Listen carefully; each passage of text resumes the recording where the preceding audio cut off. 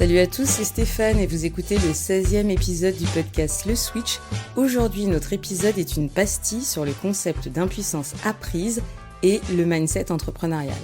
Nous allons explorer les travers et les impacts de ce concept sur l'entrepreneuriat et la vie des entrepreneurs. Nous discuterons également des limitations que cela peut entraîner et des stratégies pour les surmonter. Prépare-toi à découvrir des clés pour développer un mindset positif et résilient en tant qu'entrepreneur. Comme l'a si bien exprimé Chuck Norris, attention à la référence, la clé du succès est de se concentrer sur les objectifs, pas sur les obstacles. Alors, pourquoi je voulais vous parler de cela aujourd'hui ? Parce qu'il y a quelques semaines, je parlais avec une amie de son projet de lancer son activité entrepreneuriale. Pour être honnête, elle est entrepreneure dans l'âme. Toujours à la pointe de l'innovation, elle a toujours travaillé avec des startups, ou du moins la majeure partie de sa vie professionnelle, mais entreprendre a toujours été un challenge pour elle. Elle ne cesse d'osciller entre le « je veux le faire, mais est-ce le bon moment, est-ce le bon projet, est-ce la bonne personne, est-ce le bon endroit, etc. » En fait, à trop savoir ce qu'est la vie entrepreneuriale, je me suis demandé quand est-ce que cela devenait autant un frein. Ce qui m'a amené à me dire que c'est quand même assez récurrent chez les entrepreneurs, ce sentiment d'impuissance, cette impuissance apprise. Ça a l'air abstrait, je sais, c'est pourquoi je vais partager avec toi 3 points sur le sujet. D'abord, de quoi parle-t-on ? L'impuissance apprise est un concept développé par le psychologue Martin Seligman. Il décrit une condition ou une personne qui a appris à se sentir impuissante face à des situations difficiles ou des échecs répétés, même lorsque des solutions existent. Dans le contexte de l'entrepreneuriat, lorsque les entrepreneurs sont en proie à un sentiment d'impuissance apprise, ils peuvent se sentir découragés face aux obstacles et aux échecs. Cela peut les conduire à abandonner plus facilement, à manquer de persévérance et à limiter leur prise de risque. Le mindset négatif qui en découle peut entraver leur capacité à innover, à saisir des opportunités et à réaliser leur plein potentiel entrepreneurial. Alors comment cela limite leurs actions ? Tout d'abord, cela peut créer une mentalité de victimisation où les entrepreneurs se voient comme des jouets des circonstances plutôt que comme des agents de changement. Ils peuvent hésiter à prendre des initiatives, à assumer des responsabilités et à faire preuve de leadership. De plus, l'impuissance apprise peut limiter la créativité et l'innovation. Les entrepreneurs peuvent se retrouver coincés dans des schémas de pensée limitants où ils pensent que leurs actions ne feront aucune différence. Cela les empêche d'explorer de nouvelles idées, de prendre des risques calculés et d'expérimenter des approches novatrices. Ok, donc du coup, la question qu'on peut se poser, c'est qu'est-ce qu'on fait ? Heureusement, il est possible de surmonter les limitations de l'impuissance apprise et de développer un mindset entrepreneurial positif et résilient. Voici quelques idées pour y arriver. Donc la première, prendre conscience de cela. Il faut identifier les schémas de pensée négatifs et les croyances limitantes qui te retiennent. Tu prends conscience de l'impact de l'impuissance apprise sur ton état d'esprit entrepreneurial.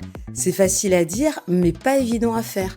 Par contre, je pense qu'en s'écoutant un peu, en voyant que l'on ne se sent pas bien dans telle ou telle situation, cela permet déjà d'identifier que certaines situations, plus que d'autres, nous mettent dans un inconfort tel que ça nous empêche d'y aller. Cela peut même être une personne, mais il faut essayer d'identifier le sentiment qui, au-delà de la gêne, nous arrête.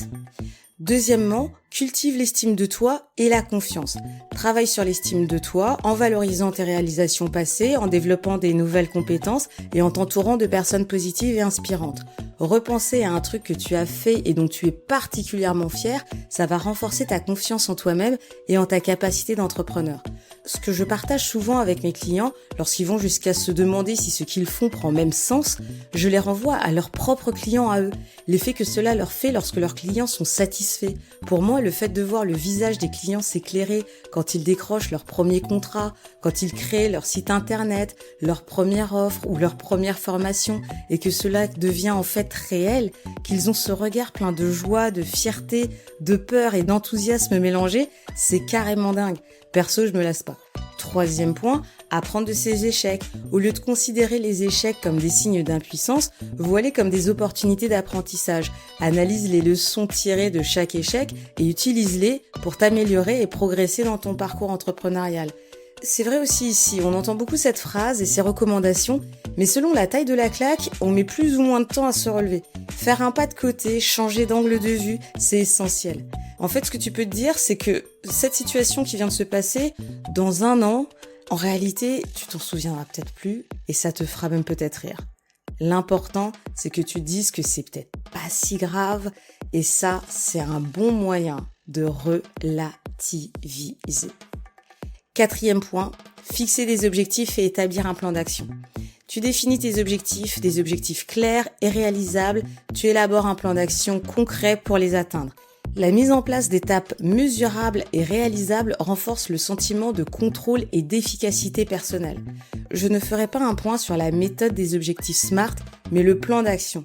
Je trouve que ça a ce côté rassurant, même lorsque tu sais qu'il va y avoir des accros, que pas mal de choses inscrites dessus vont évoluer ou ne jamais arriver. Mais d'un point de vue global, tu retrouves quand même l'intention qu'il y avait derrière, tu sais, celle d'augmenter le nombre de nouveaux clients, celui de lancer ta plateforme en ligne, celui de développer des partenariats, etc. Le comment n'est pas toujours clair et peut avoir quelques bugs, mais la destination est souvent une belle source d'inspiration et de motivation. Donc pour résumer, l'impuissance apprise peut limiter le potentiel entrepreneurial et les performances des entrepreneurs. Ça peut même t'empêcher de partir. En prenant tout d'abord conscience de ce concept et en adoptant des stratégies pour le surmonter, il est possible de retourner son effet et de développer un mindset positif, résilient et tourné vers l'action pour réaliser ton plein potentiel en tant qu'entrepreneur. Chères auditrices, chers auditeurs, nous arrivons donc à la fin de cet épisode. Comme disait Bo Bennett, le véritable entrepreneur est quelqu'un qui n'a pas peur de perdre, mais qui est motivé par la possibilité de gagner. N'oublions jamais qu'au cœur de chaque entreprise, il y a un entrepreneur et avec lui une histoire unique à raconter. Merci d'avoir suivi cet épisode du podcast Le Switch, c'était Stéphane. Restez à l'écoute pour de nouvelles histoires passionnantes d'entrepreneurs et d'entrepreneuses qui écrivent leur propre destin. Si vous avez aimé cet épisode, n'hésitez pas à me le faire savoir en y mettant 5 étoiles sur votre plateforme ou en me laissant un commentaire sur mon compte Instagram Stéphane_Le Switch. Je répète, Stéphane_Le Switch. À dans un mois pour un nouvel épisode.